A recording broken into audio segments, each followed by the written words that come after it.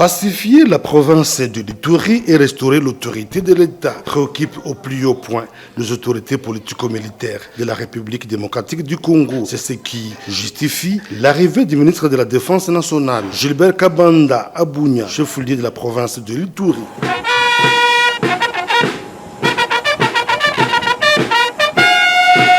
Pour les patrons de la Défense nationale, la paix en Ituri, c'est une obligation pour tous. Voir ce qui se passe chez nous, en Ituri, et voir comment ensemble.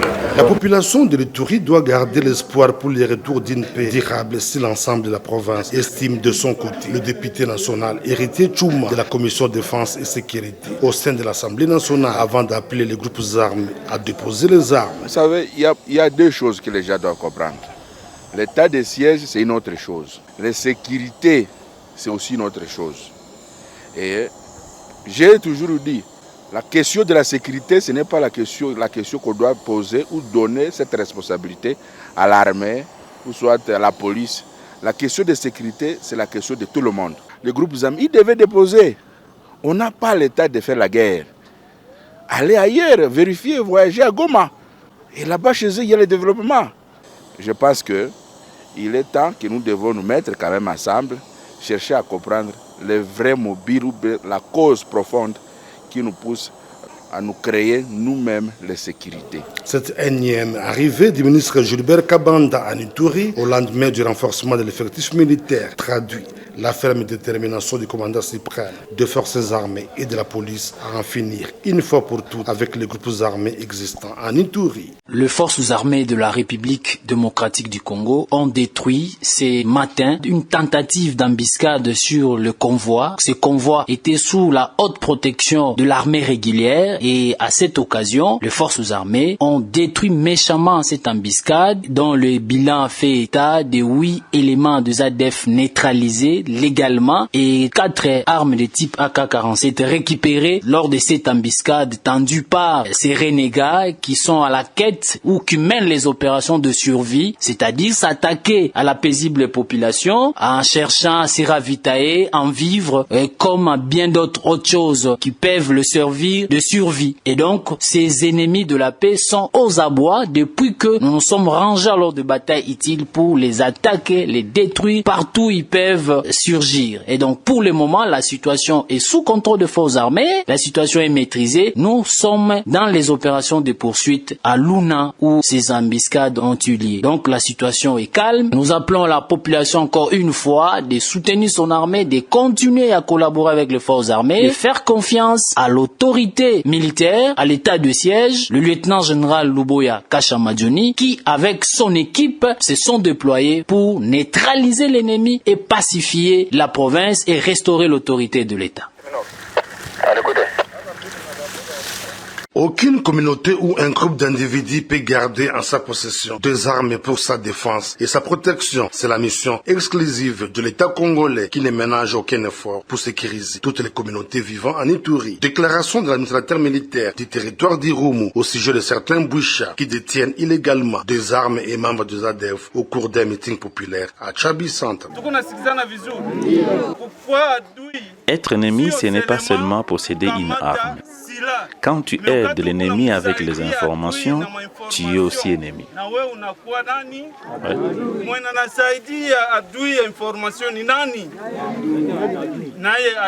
Le colonel Siro Simba appelle à une franche collaboration entre cette population et les forces mutualisées et faire de CUPDF à pied d'œuvre dans la région pour traquer le ZADF. C'est vrai que vous aidez le militaire avec les informations. Augmenter encore, si c'était à 60%, j'aimerais entendre que les commandants me disent que vous augmentez à 100% et ne doutez pas.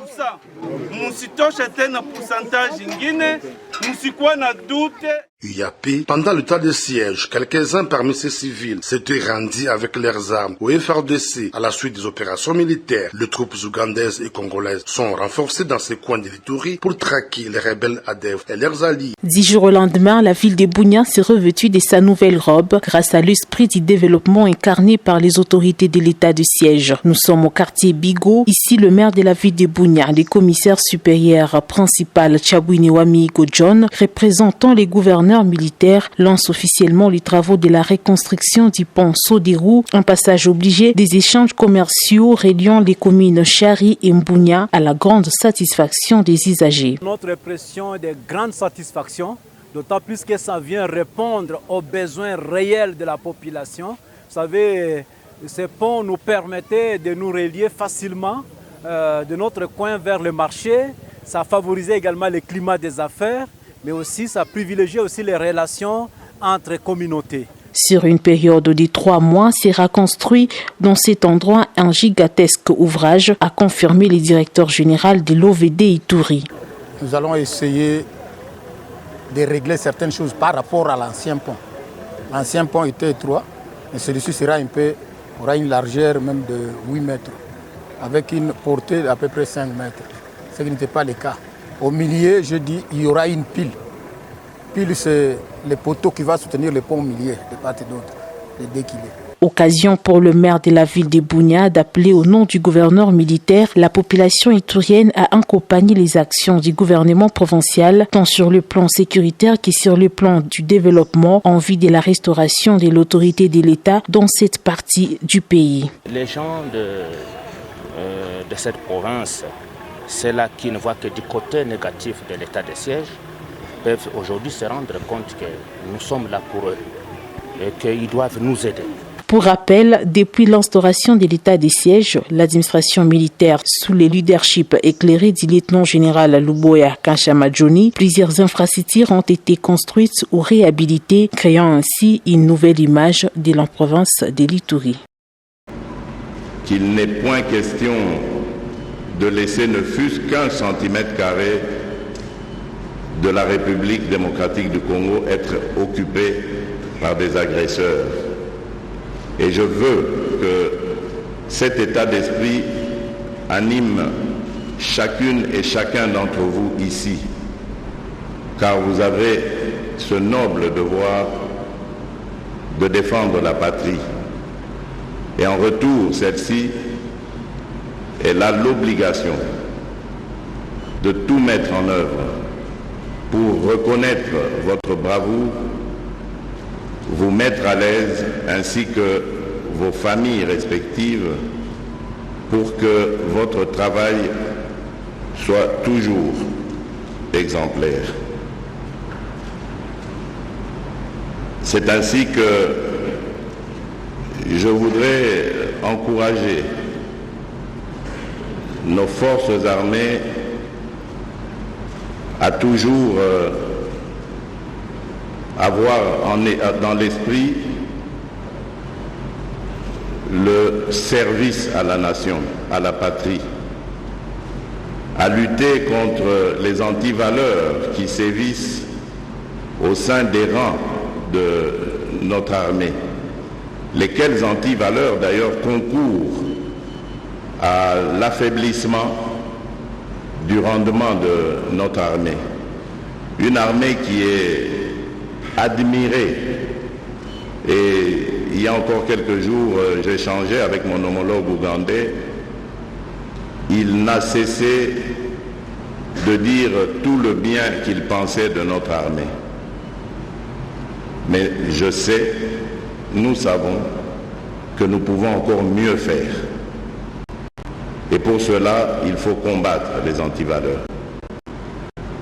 Il faut se dévouer pour la patrie, se détourner de mauvaises pensées, de mauvaises actions, et ne se consacrer que aux devoirs qui incombent à la profession, la noble profession, la noble mission qui est la vôtre.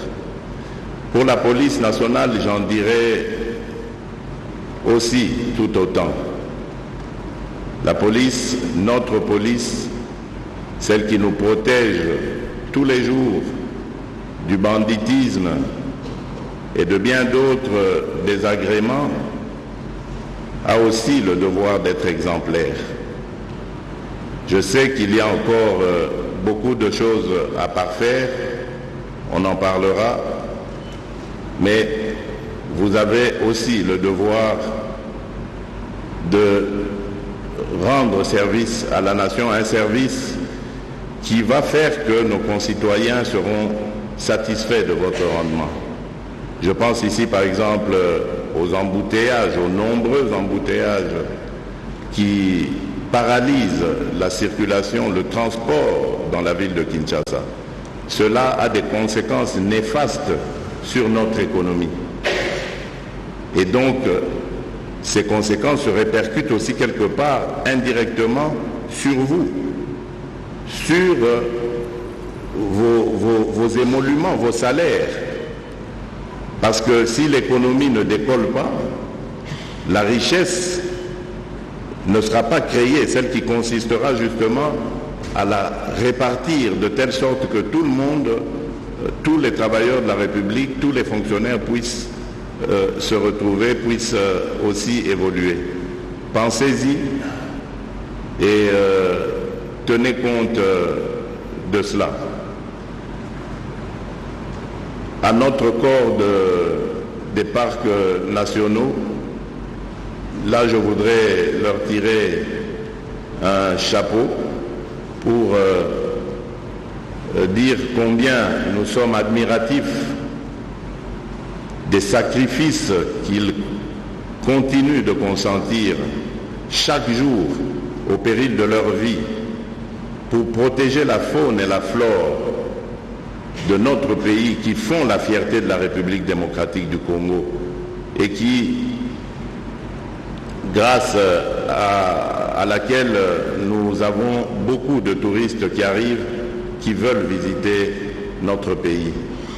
Là aussi, je voudrais vous encourager et vous dire toute ma solidarité et ma compassion aussi par rapport aux douleurs, aux malheurs que vous avez connus. Enfin, le service national, ce fleuron de...